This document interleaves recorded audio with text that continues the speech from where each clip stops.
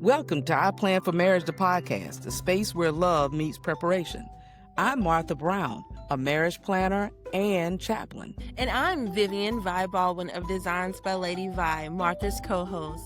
I'm a wedding planner and designer and educator. Together, we'll guide you through the two most important journeys, building a strong foundation for your marriage and navigating the ins and outs of wedding planning. We'll share the conversations you should have before saying I do and the details that matter when planning the celebration of your love. Whether you're engaged, newlywed, or dreaming about your big day, we're here to give you the insight, encouragement, and a touch of inspiration. Let's get started. Today, we have a special guest, Ms. Carlena Davis, founder of Spilling the Sweet Tea, food blogger, content creator, and author, who's going to help us discover more about blending of cultures as a couple and family. We're so excited to have... Oh, I'm sorry. No, I was just going to say thank you for having me. I'm excited to be here. And we are excited, as you can tell, with you being here. So please take a moment and share a little bit more about yourself. Well, hi, everyone. I'm Carlena Davis. As Vivian said, I am the founder of Spilling the Sweet Tea. I'm a Southern girl born and raised, and I love to cook. And I love to share the recipes I grew up on and the memories on a plate that my mother created for me. So I want to say in 2020, when the pandemic started, I started making video content of the food that I grew up on. And I have grown a community sharing the last almost 6 years of doing that. And I now do that full time. I now share recipes online. I'm a cookbook author, children's book author, and food content creator full time. So I'm excited to be here and talk to you guys about marriage and communication and all of those amazing things. Absolutely. Great. Sweet. So, Carlena, you are a Southerner and you're married to a Northerner who also has a Caribbean roots. Right. How did you two meet? What conversations did you have about like your family backgrounds, hometowns, and most importantly, how did y'all share about what y'all like to eat? Well, we found love in the club. Okay. It's not, I don't even have a fancy story. It was Howard Homecoming. And I went to Hampton. Isn't that ironic? It was Howard University Homecoming, and I happened to go out to a party and saw my husband on the dance floor and was like, he's cute. And I think I was leaving. Yeah, I was leaving. I saw him. I didn't say anything to him, but I was leaving and got a chance to see him at the bar. And we just had a very brief conversation, exchanged numbers. And the rest is history. I think we went on our first date maybe 2 weeks after that. And I love the fact that he grew up in New York. So I grew up in the South. I grew up in North Carolina. But my mom lived in the Bronx for 15 years. And maybe growing up, that's all I heard. The Bronx, the Bronx, the Bronx. I miss going to the Bronx. I mean, she just loved, even though she was also from North Carolina, she loved her time in the Bronx. And I think that's what we connected over first, because he didn't grow up too far from where my mother lived for a little bit. So he was born in Jamaica and he moved to the Bronx when he was 7. So he, spent very little time in Jamaica. But baby, he is a curry goat, oxtail, rice and peas loving man. Okay. And I've obviously been cooking for him ever since. And I remember the first meal he cooked for me was a Jamaican dish. And it was ackee and saltfish. And to me, ackee looks like scrambled eggs. And scrambled eggs is something I don't eat. But I did not want to be rude because I like this man. This might be him. We were dating. I want to say this is probably our maybe 4th date or something like that. And he cooked for me. And I mean, the rest is history. I mean, it's amazing how food has been a big part of our marriage, but it has also been a way for us to connect in so many different ways, because we both love food and we love the culture that we grew up in. So that's pretty much how we met, was at a party. 15 years ago. Awesome. Wow, it seems like the stories that you shared was able to allow you to connect your mother to him and have that connection. So there was that bond. So I that was interesting. I didn't know that part of your story. Yes, and he came home with me. He came home to North Carolina maybe, I want to say after a year of dating, he came to North Carolina for Thanksgiving for the first time. So honestly, when Kevin started coming to North Carolina and started eating them barbecue sandwiches, baby, he was hooked. He loves Southern food and he didn't grow up on it. I mean, obviously his mom is Cuban and his dad is Jamaican. So his mother and father obviously, moved here when he was 7, but he grew up on Jamaican food. His mother only made Jamaican food. So he didn't grow up on hush puppies and biscuits and molasses and grits. He didn't grow up on that, but he loves Southern food because we've been together for so long, and he's made so many trips to North Carolina and has just embraced my Southern roots and the Southern food that I grew up on. Nice. That's beautiful. Nice. Awesome. Okay. So as a Southern cook, have you cooked some of his favorite dishes yourselves? And if so, what was it like? And do you think that cooking for his taste and not just your own, what did that actually communicate to him as far as the relationship? Oh, I absolutely have. I've made several Jamaican dishes over the last, 15 years we've been together. So the first dish I made for him was escovitch fish. And I'll never forget it because I was in my apartment living in Virginia. We were not married. We weren't engaged. We were just dating.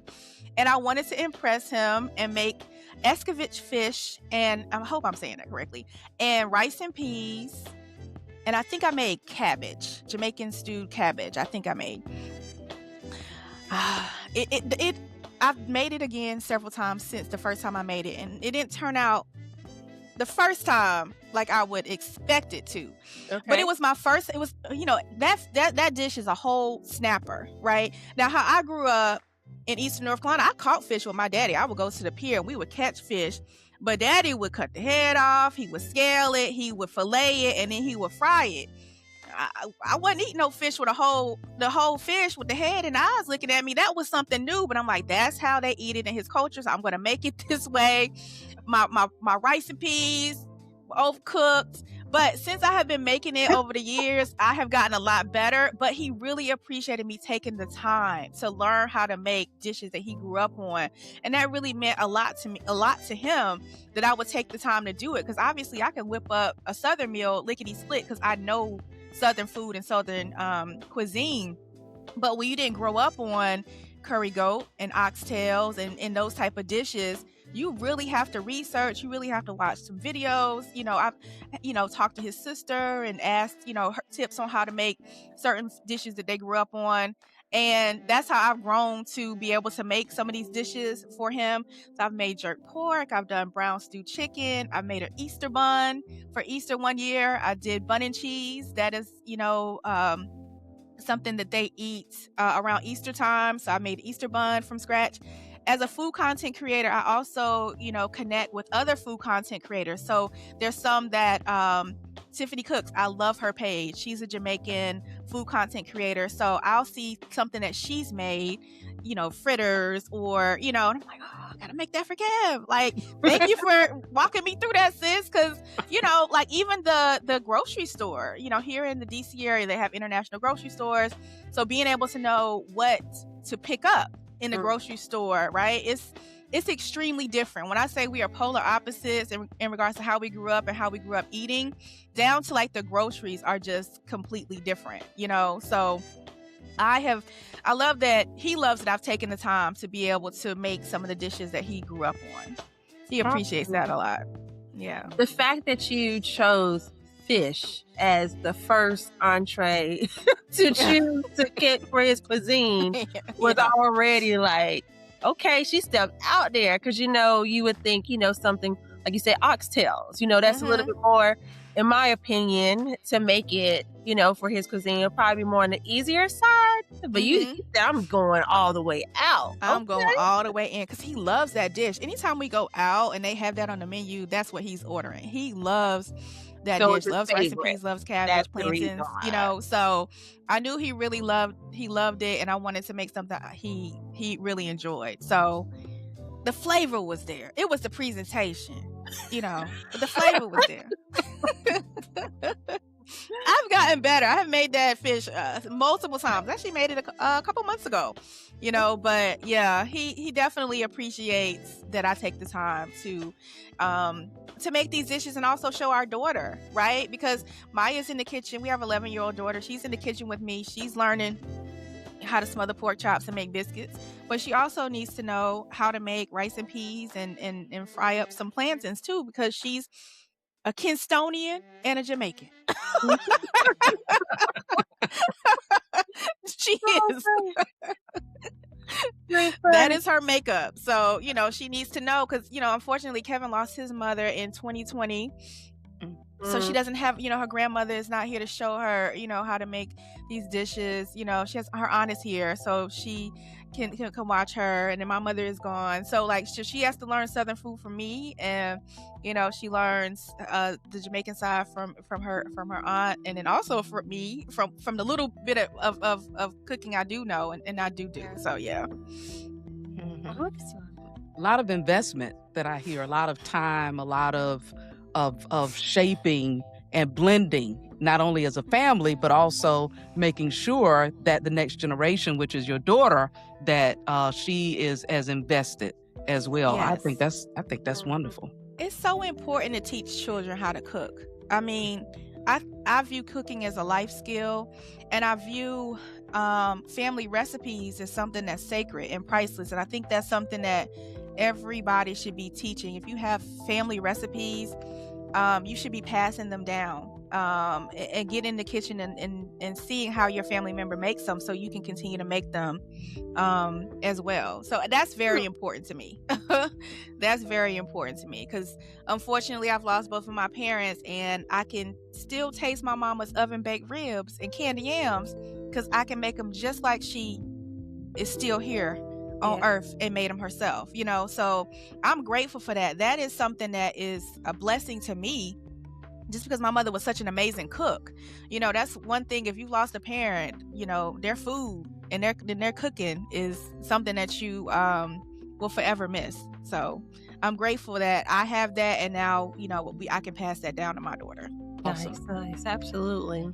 So as a wedding planner, right? So I would love to take a moment just to dive in briefly into your actual wedding day and some planning around it. So Carlena, tell me, or tell us as you will, what elements of your culture and tradition and his culture and tradition, were present on your wedding day, in the ceremony, music selections, food choices. How did you all, blend everything together?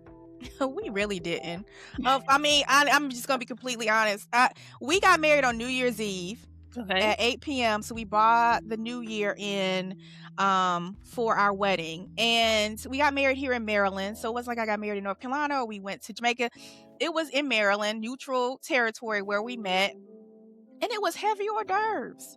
It wasn't like we had, we pick what the hotel offered and what we really liked. So it wasn't anything Southern or particularly from a Jamaican culture. It was honestly heavy hors d'oeuvres. As far as the wedding ceremony is concerned, I feel like ours was very traditional. We incorporated our family. So when you walked into the ceremony, you saw a picture of his mom and dad, a black and white picture of his mom and dad, a picture of my mother and father when they got married. His grandmother and my grandparents were on display because obviously they had his mother had not passed away at the time, but his dad had. So I wanted to honor our ancestors, right? His grandparents, my grandparents that couldn't be there to witness our wedding day. Their pictures were on display. We also had, because we got married on New Year's Eve, we had these big champagne bottles for everybody to sign and then share their well wishes for us.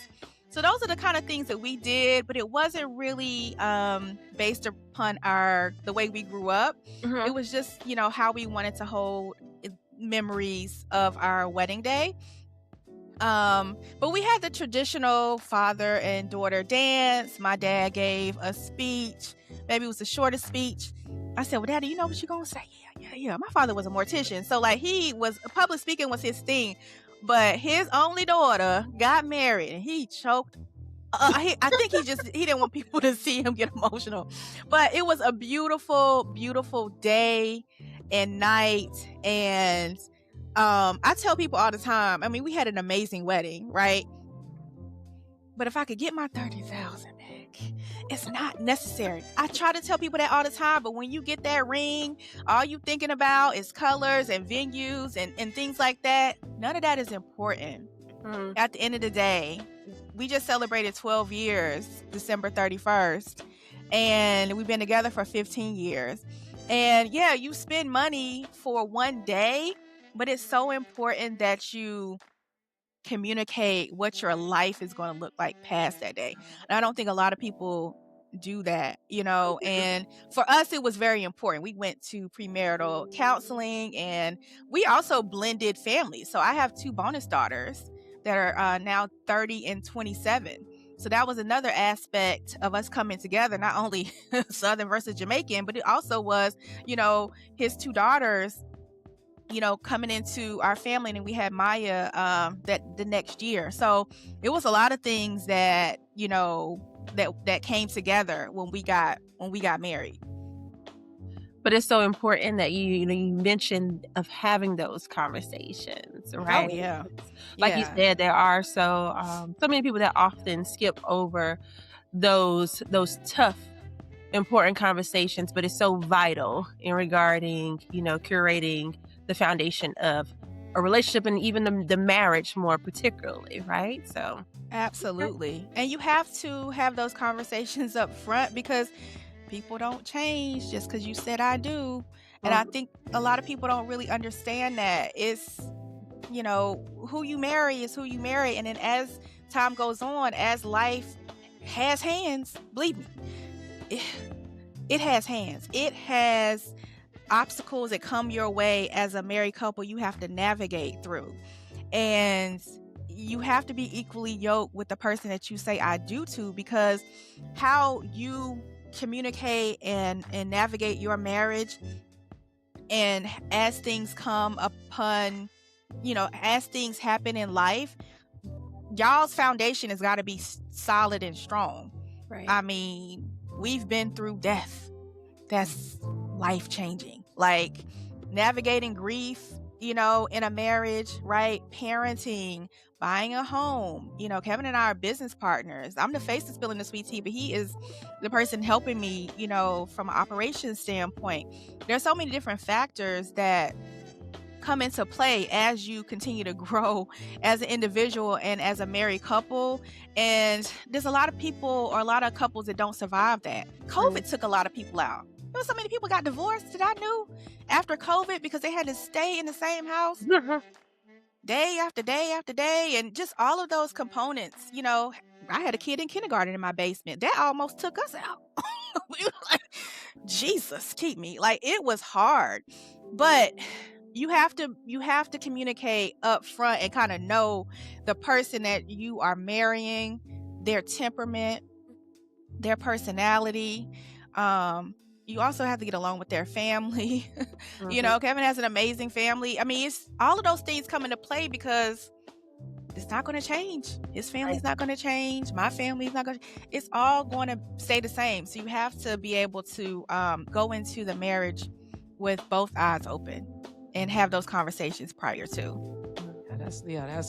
I wonder how much having the opportunity to like cook for each other and have a sort of a slower pace in terms of dating. I know that some people, it's about the wine and dine, but it seems as if you and Kevin, that you took time to really get to know each other, and cooking was that maybe a core in being able to know one another, because I imagine in terms of households, you're going to hopefully eat more at home than you eat out, Yes. especially now. Oh God, in this economy, absolutely. We cook all the time together, especially in the summertime. Like he's the grill master, I make the sides, and I cook, he washes the dishes. That is like we're like teammates when it comes to being in the kitchen. And it's been like that ever since we were dating. Obviously when we first met, we went out on dates, but then once we realized that we were boyfriend and girlfriend, and this was going in the right direction. We spent a lot of time at my apartment, because I lived in Virginia at the time. It was more stuff to kind of do and see, but we spent more time in the house. And I cook. I mean, I cook all the time, and I think he really fell in love with the fact that I did like to cook. His mom cooked a lot when he was a kid, so he fell in love with that as well. But we also love to cook together, and we both have a passion for food and trying new things and trying new recipes and things like that. So we're definitely equally yoked when it comes to food and cooking together. Well, that's great. Well, speaking of cooking together, and I just mentioned the economy, I got this in the mail today, and I'm so excited. Can you speak about what this is that I have in my hand? Yes, that is my new cookbook, my copycat recipe cookbook. It was born out of a series that I started last August. I love sharing series on my channel just because pick a theme and then, share various recipes around it. And I got the idea. I used to go to Starbucks all the time, and they had an apple croissant that I would get pretty much every week. I would drop my off for her gymnastics class, and I would go. I have my hour, just me time in my car, having my apple croissant from Starbucks and my white chocolate mocha. I really enjoy the pastry, but when you really start thinking about it in this economy, spending $10, even if you go once a week, that's a lot of money. I know people that go to Starbucks every day. I'm not one of them, but some people go every day. And I was like, I can make this apple croissant. This ain't nothing but some puff pastry, apple pie filling. They put an egg wash on it and baked it. It's really not that hard. So I recreated my version of the recipe, and the title that came to my mind at the moment was, "You can make that at home." I don't think people are angry enough when it comes to how expensive eating out in this country has gotten. And to me, when I really sat and thought about like how I go to these restaurants and in these fast food chains, and I'm getting mid food, I'm getting smaller portions, I'm paying more money for it. At the end of the day, I can make this at home, So that was the title of the series. I think I gained 200,000 followers at least on Facebook because the recipe for the apple croissants went mega viral, and people just started following me because they also get it. They get that they're spending too much money on DoorDash, Uber Eats, going out to eat, when they can really make a lot of these dishes that they get from like Wendy's and McDonald's and Chick-fil-A at home. So I went back and forth. Well, no, I didn't. I stood on business with the title. I had some other people like, "You can't say that word." I'm like, do y'all not hear the person that was elected? I mean, to me, it just came across how to me, it was a wake-up call. It should be a wake-up call to people that are spending so much money in these restaurants, a light bulb moment. I can make this at home. I can make at home. And I stood 10 toes down on the title, and it has not been a problem. People love the title because it's so raw and real, and they can relate to it, right? Because I think they're also having these light bulb moments as these layoffs continue, as prices keep rising, eating out, as all of these things keep changing. They're realizing they're going to have to keep their coins in their pocket because we don't know what's around the corner. So I think a lot of people related to it, and that's why they started following the series and have purchased the cookbook. It's gone really well so far. That's And of great. course, not only, financially and regarding the savings of cooking at home, but, anything that you cook at home is also more healthier than going out Exactly. to eat as well. So, with the trend of everyone trying to get more healthier regarding their choices, I think that also plays a part in that too, right? Yeah, and you can customize it. My mother used to always say, when you cook at home, you know what you're eating. I didn't grow up in a household where we went out to eat all the time. If we went out to eat, it was at a place she knew the owner, right? Like Buddy Battles back in the day. It was a barbecue restaurant in my hometown, or right outside my hometown we would go to all the time. Or maybe like a pizza or like Chinese food. Like that was it. It was a very small list of places she would go out to eat. And that's how we bonded as a family. We always ate at home Monday through Saturday.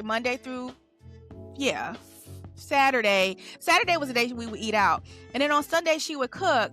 And on the rare occasion she did not cook, we went to the K&W cafeteria in Goldsboro. And that was rare.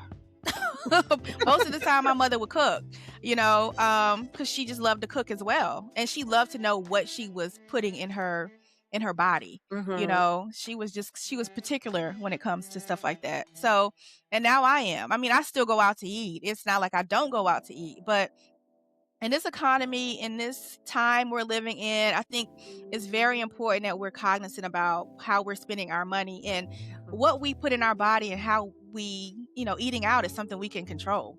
Right. There's a lot of things we can't control, right? But I think door dashing and Uber Eats is something you can not do. If you learn how to make whatever you're ordering out at home, so you can stretch your dollars, especially if you have a family. Mhm. Mhm. Yeah, and you mentioned that you could learn how to do this. So for those who this would be something new to them, if they've Mhm. been accustomed to eating out and they didn't have the opportunity like you did with cooking with your mom, and Mhm. similarly what Maya's getting, cooking with you, Right. what tools, resources, what would you say to that person to help them transition from eating out to eating at home and creating a space for families to connect around the table? It definitely is going to be, it has to be a mindset shift. Anything that you decide you want to change about your life or change about yourself, it comes down to changing your mindset, right? Like, I need to drink more water. I need to not eat so much sugar, right? Because I'm trying to lose weight. That's the same thing as it applies to cooking at home and saving money from eating out. You have to plan, right? You have to have the groceries in your house in order to do that. And I think because people are so busy and they're raising families, they find it to be easier to like go through the Chick-fil-A drive-through, or, just DoorDash something for dinner. But when you look at how much that's costing you for one meal versus the groceries you can go and get from the grocery store and stretch that over time, I think people are waking up to that, because we're living in a time that I don't feel like we've ever been in before. I mean, I'm 47 and I ain't never seen nothing like this. So I think people, as time goes on, like, hold on, I need to change things different. I need to do some different things when it comes to eating out. And I want people to still enjoy Chili's and Mhm. Applebee's. I went to these places all the time when I was in college, but you can make them chicken crispers at home. It's really nothing special that they're doing that you can't do yourself, right? So I've done the research, I've done the work, showed you the recipe. I feel like the cookbook is very easy to follow, and if you're craving, I make the example of the apple croissants for example. If you really like that and you go get that every day, or their pumpkin loaf, that's another one. But you're spending $4.50 for one slice. Like, you have to do the math in your head to say, hey, I can make the whole pumpkin loaf. I can cut it up into 9 slices. I Mhm. can freeze a slice and just air fry it or microwave it with a cup of coffee I make at home, and save money throughout the week, as opposed to going every single day, right? You know, all of the recipes in the cookbook are not going to be like that, right? I don't know how often you want a Frosty, but the recipe is in there. But if that's something you really enjoy, you want to get, it's 3 ingredients to make a Frosty. It's 3 ingredients to make a Frosty. So if that's something you like to have all the time, you can have the ingredients on hand to make it. So it just really depends on the person, but I think it definitely comes down to the mindset and how bad you want to conserve your money and save your money when it comes to food. Some people may not want to do that, but I think in this economy, they're going to have to do that. Unfortunately. It's bad in these streets. It's like I got laid off. It's a lot of people that are in my shoes. Luckily, I had something to pivot to, but it's a lot of people that don't have anything to pivot to, and they have been looking for, a new position and have not had any luck. So, food is something you don't have to go out to eat. I know you want to, right? But you don't have to. If you can make Longhorn's Wild West shrimp at home, you need to make it at home. It's going to taste just like you sitting in there. I promise you that. Well, it sounds like that this would be a good gift to get in time for Valentine's Day, rather than go out and spend a bunch of money at a restaurant. During that time, a person can make their favorite dish possibly at home, and also have the benefit of communicating and conversing without being in a busy atmosphere. Exactly. And as you say, sometimes get mid-service and be Right. frustrated, and then that be the focus of the night rather than the focus being on each other. Exactly. So I think this was some great information and tools. Carlena, we just want to thank you for joining us on today for this important conversation, and we hope our community has gained something. I'm pretty sure they have. I know I have. And if they are interested in connecting with you and reaching out and getting more information, we'll have that information at the end of this recording so that they can connect with you and become a part of your community. I'm so excited. Again, like I said, I got my book today. I don't know what I'm going to make. But I'm going to make something and hopefully be able to post it on my page soon. So okay, thank you. I appreciate that. Yeah, I think cooking together in the kitchen is just something, it just brings you closer together. It's something you did together, right? And you have to have excellent communication skills to be able to cook together. Like I said, my husband and I do it all the time. He'll slice up the onions while I, mix up the sauce. So, it's just a great way to bond in the kitchen. So we love to do it. All right. Perfect. Well, again, thank you, Carlena. And for our viewers, make sure, because we want you to like, share, and subscribe, because you don't want to miss another topic here at I Plan for Marriage, the podcast, where we're building relationships one conversation at a time.